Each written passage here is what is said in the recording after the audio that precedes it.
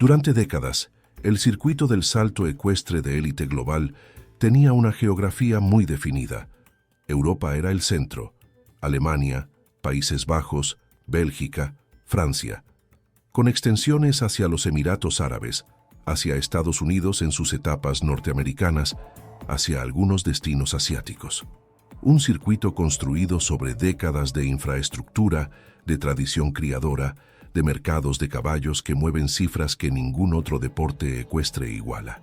México no estaba en ese mapa, no porque nadie lo hubiera intentado incluir, ni por ninguna razón de exclusión deliberada, sino porque los requisitos para estar ahí, la categoría CSI 5 estrellas que la Federación Ecuestre Internacional otorga solo a las competiciones que cumplen con los estándares más exigentes de infraestructura, de organización, de nivel de jueces y de calidad de participación, no se improvisan, se construyen durante años, con una inversión y una seriedad institucional que muy pocos países fuera de Europa Occidental han podido sostener con suficiente consistencia como para obtener y mantener esa designación de forma estable.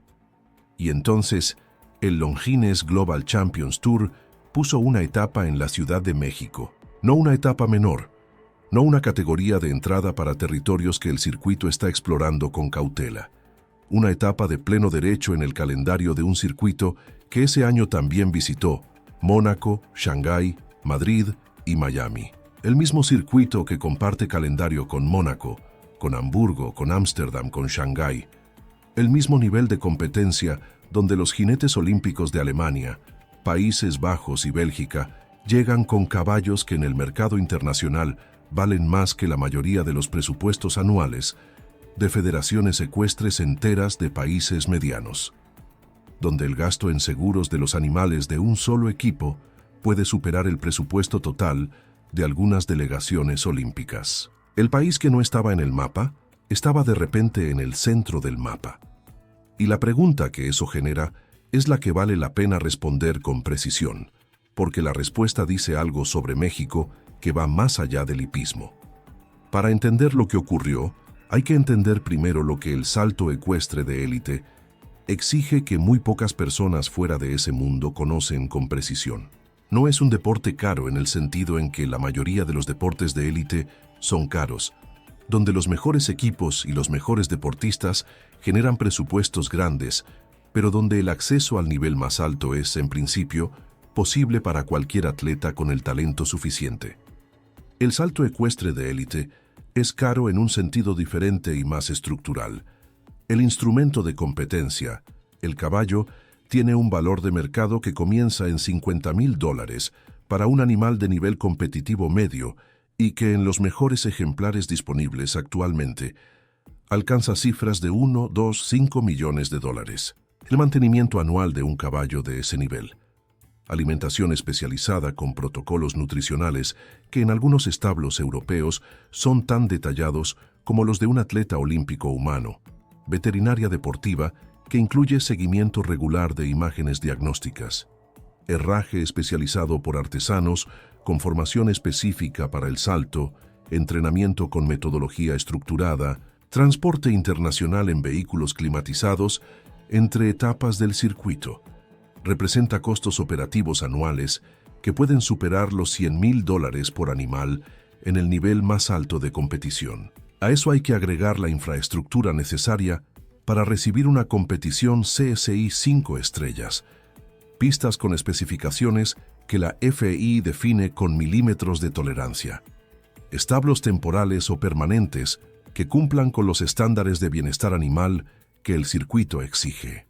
Logística de importación temporal de caballos, porque los animales de los jinetes internacionales tienen que entrar al país con documentación sanitaria, cuarentenas y controles que en algunos casos toman semanas de preparación. Todo eso es lo que México tuvo que construir o demostrar que tenía antes de que el Longines Global Champions Tour pusiera su nombre en el calendario. No ocurrió de un año para el otro. La Federación Ecuestre Mexicana no es la misma institución que era hace 15 años. Esa afirmación no es retórica ni es un elogio de cortesía a una institución que este texto podría mencionar sin profundidad. Es el dato que explica la diferencia entre el México que estaba en la periferia del circuito internacional y el que está ahora en su calendario de élite. La integración con la Federación Equestre Internazionale, que es el organismo que rige el deporte ecuestre a nivel global y que establece los estándares que cualquier federación nacional tiene que cumplir para que sus competiciones tengan reconocimiento internacional, no es un trámite administrativo. Es un proceso de adecuación institucional que requiere que la Federación Nacional tenga capacidad real de organizar competiciones que cumplan con esos estándares, de registrar y certificar atletas y jueces, y de representar al país en los foros internacionales donde se toman las decisiones sobre el desarrollo del deporte. La presencia de México en los Juegos Panamericanos, con representación ecuestre que compite por medallas, y que en los últimos ciclos lo ha hecho con resultados que justifican esa participación por mérito y no por cuota geográfica. La participación en ciclos olímpicos con jinetes que tienen historial verificable, en circuitos internacionales, el crecimiento del número de competiciones FEI celebradas en territorio mexicano en la última década, que no son solo eventos locales con estampilla internacional, sino competiciones que atraen participación extranjera real. Todo eso es evidencia de una transformación institucional real, no de un esfuerzo de imagen sin respaldo operativo, pero la institución sola no explica todo. Lo que explica la escala y la velocidad del cambio es lo que está detrás de la institución. El dinero privado en el hipismo mexicano no es una novedad. Las familias con tradición ecuestre en México, muchas de ellas con raíces en la ganadería y en la charrería que conectan el uso del caballo con la identidad económica y cultural de ciertos sectores de la élite del país, llevan generaciones invirtiendo en caballos como parte de su mundo. Eso no es nuevo. Lo que sí es nuevo, y es el factor que más acelera el proceso de integración al circuito internacional, es la escala y la sofisticación de esa inversión en las últimas 2 décadas. No simplemente más dinero en el mismo tipo de actividad, un cambio cualitativo en el tipo de actividad que ese dinero financia. Invertir en hipismo de élite hoy en México no significa comprar un buen caballo y participar en competiciones locales. Significa importar genética de las mejores cuadras holandesas y alemanas. Significa contratar entrenadores europeos con historial en el circuito internacional. Significa enviar a los jinetes jóvenes a formarse en Europa, en Países Bajos, en Alemania, en Bélgica, para que cuando regresen lleguen con el tipo de conocimiento técnico y de experiencia en circuitos de alta exigencia que no pueden adquirirse de ninguna otra forma. Carlos Hank Guerreiro es el ejemplo más visible de ese proceso.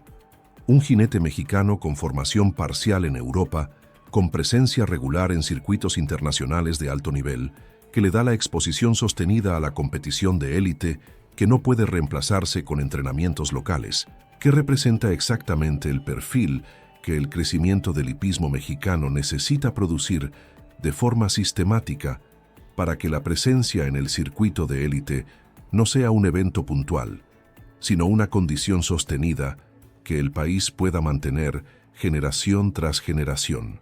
La diferencia entre un jinete de un país emergente en el circuito y un jinete de un país establecido no es solo técnica, aunque también lo es. Es de exposición acumulada, de horas de competición de alta presión, de la capacidad de gestionar el tipo de tensión que solo la repetición en ese contexto específico puede desarrollar. El jinete que desde los 16 años compite regularmente con los mejores del mundo, tiene a los 25 una cantidad de horas de competición de alta exigencia que ningún circuito puramente local puede generar. Esa exposición es lo que se está construyendo. La genética es el factor que más define el futuro del hipismo de un país a largo plazo, y es también el factor menos visible para quien observa el deporte desde afuera. Los caballos con los que los mejores jinetes del mundo compiten hoy son principalmente de origen holandés. El KWPN, el Warm Blood holandés, es la raza dominante en el circuito de salto internacional, con una consistencia que cualquier estadística de resultados en el CSI 5 estrellas de los últimos 20 años confirma sin ambigüedad, o de origen alemán, con el Holsteiner y el Hannoveriano como las líneas más representadas en el nivel más alto de la competición. Esas razas tienen décadas de selección específica para el salto, con registros de rendimiento que permiten a los criadores tomar decisiones de reproducción basadas en datos de varias generaciones. La altura de trayectoria. Qué tan alto eleva las patas el animal sobre el obstáculo en relación a la altura necesaria para pasarlo, creando el margen de seguridad que evita las barras caídas. La potencia de cuartos traseros para el impulso de despegue. La técnica de frente. Cómo dobla los remos anteriores en el punto más alto del salto. El temperamento que combina la reactividad necesaria para los saltos de máxima dificultad con el equilibrio emocional que permite al jinete mantener el control en un recorrido de 18 obstáculos a velocidad de competición. México durante décadas dependió de importar no solo los caballos de competición, sino también el conocimiento para producirlos. Eso tiene dos problemas estructurales. Es caro de sostener de forma indefinida y no produce la base de talentos locales, tanto jinetes como caballos, que un programa de alto rendimiento de largo plazo necesita. Lo que está ocurriendo ahora es la construcción de esa base. La importación de sementales y yeguas de las mejores líneas europeas para cruzarlos con material local, con el objetivo de producir generaciones de caballos que tengan las características genéticas que el alto rendimiento exige, sin el costo de importación completa. Es un proceso que tarda años en mostrar resultados. Un potro tarda 5 o 6 años en ser competitivo en el nivel más alto, y eso asumiendo que la selección de los reproductores fue correcta, que el entrenamiento siguió los estándares adecuados y que el jinete que lo monta tiene el nivel para desarrollar el potencial del animal, pero cuyos primeros resultados ya son visibles en el circuito nacional. El hipismo de élite en México coexiste con algo que ningún otro país del circuito internacional tiene en la misma forma: la charrería. Declarada Patrimonio Cultural Inmaterial de la Humanidad por la UNESCO en 2016, el primer deporte del continente americano en recibir esa distinción.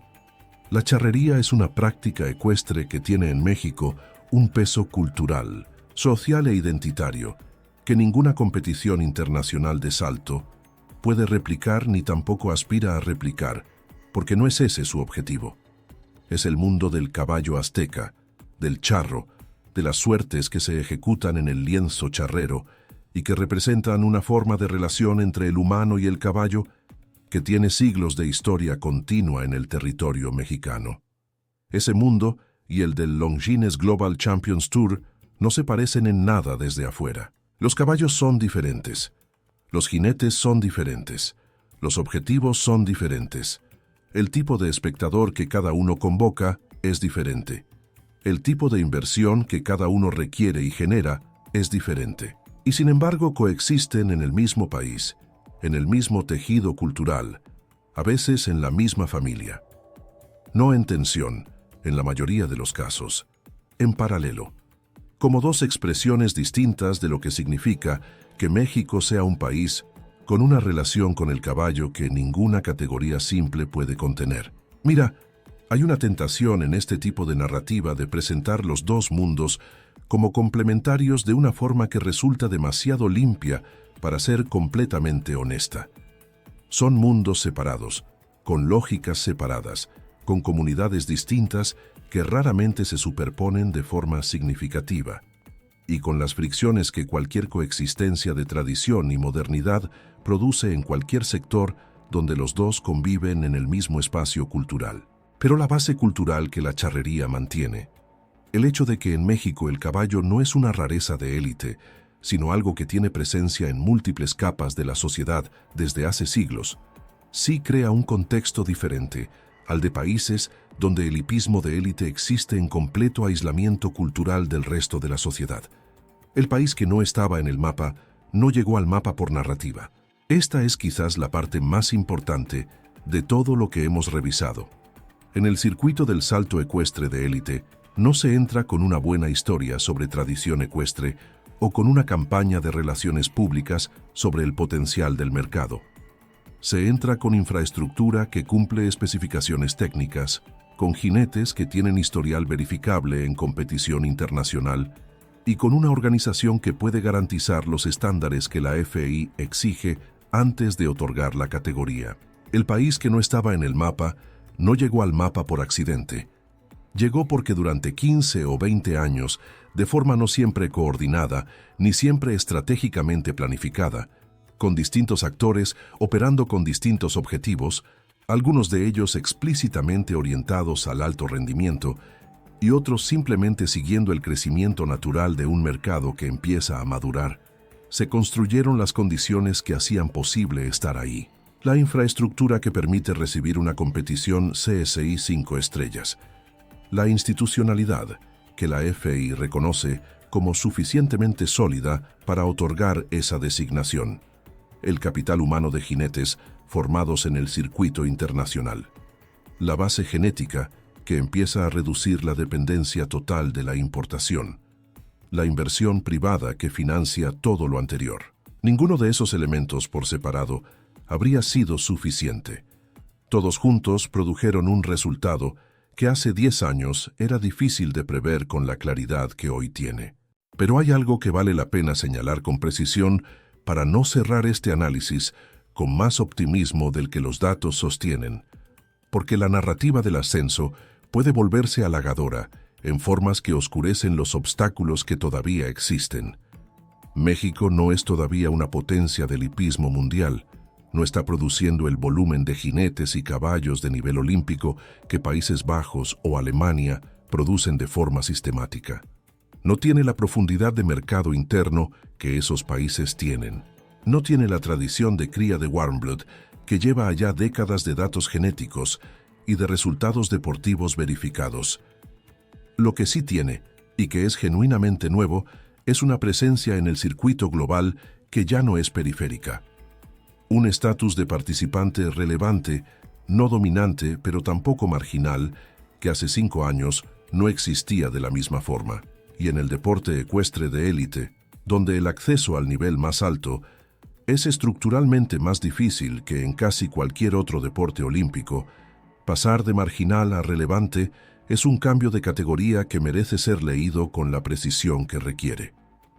La pregunta que ese trayecto genera es menos sobre el hipismo específicamente y más sobre el patrón que representa. ¿Cómo un país transforma un sector que tiene tradición pero no competitividad internacional en algo que empieza a generar presencia real en el circuito global? La respuesta que el hipismo mexicano ofrece: inversión privada de alta escala combinada con integración institucional internacional, formación del capital humano en los centros de conocimiento donde ese conocimiento está más desarrollado y transferencia de ese conocimiento de vuelta al contexto local de forma que empiece a generar capacidad propia, no es específica del deporte ecuestre. Es el mismo patrón que otros sectores de élite siguen cuando el objetivo es pasar de participante periférico a participante relevante. Y su aplicación al hipismo mexicano tiene la ventaja de que el deporte ecuestre ofrece métricas de evaluación que no se pueden falsear, o el jinete compite a nivel internacional con resultados verificables o no lo hace, o el evento cumple con los estándares FEI o no recibe la categoría. El país que no estaba en el mapa no esperó que alguien lo pusiera en él. Construyó la infraestructura, formó a los jinetes, importó la genética, desarrolló la institucionalidad y llegó con cada uno de esos elementos funcionando de forma suficientemente sólida como para que la inclusión en el calendario fuera la consecuencia lógica de lo que se había construido, no un favor que el circuito le hacía a un nuevo mercado potencial. Construyó las condiciones para que no hubiera razón de no incluirlo. Y en el mundo del deporte ecuestre de élite, donde las razones para excluir a los que no cumplen los estándares son objetivas, medibles y no negociables, donde no hay narrativa de ascenso que valga si la pista no tiene las especificaciones y si la organización no puede garantizar los protocolos, eso significa exactamente lo que dice, que los estándares se cumplieron, no se negociaron, se cumplieron. Y entender eso, entender que la presencia en ese calendario no fue un gesto del circuito hacia un mercado nuevo, sino la consecuencia de condiciones construidas, es lo que hace que la pregunta del título tenga una respuesta que no es la que la mayoría esperaría. México está en ese circuito porque hizo lo que había que hacer para estar ahí, sin más misterio y sin menos mérito. Cuéntanos desde dónde lo estás viendo. Esta historia tiene que llegar más lejos.